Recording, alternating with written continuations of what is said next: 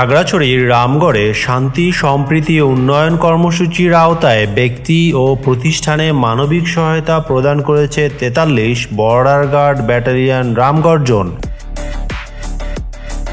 বৃহস্পতিবার সকালে রামগড় ব্যাটালিয়ন সদরের বাস্কেট গ্রাউন্ডে এক অনাড়ম্বর অনুষ্ঠানের মাধ্যমে এসব সহায়তা প্রদান করা হয়।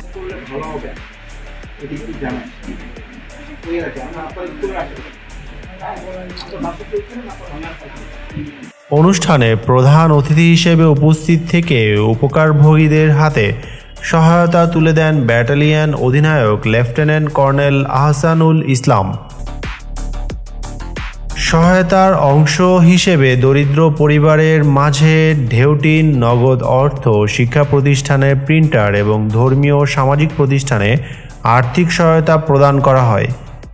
লেফটেন্যান্ট কর্নেল আহসানুল ইসলাম পিএসসি বলেন, বিজিবি শুধু সীমান্ত সুরক্ষা, মাদক ও চোরাচালান রোধেই নয়, এ অঞ্চলের মানুষের আর্থসামাজিক উন্নয়নে আন্তরিকভাবে কাজ করছে। খেলাধুলা, শিক্ষা, সংস্কৃতি ও মানবিক সহায়তার ক্ষেত্রেও রামগড় ব্যাটালিয়নের এই উদ্যোগ ভবিষ্যতে অব্যাহত থাকবে। অনুষ্ঠানে আরও উপস্থিত ছিলেন medical officer captain Atasi Debnath বিনতি, সহকারী পরিচালক শামসুল হক সহ বিজিবির অন্যান্য পদস্থ কর্মকর্তারা।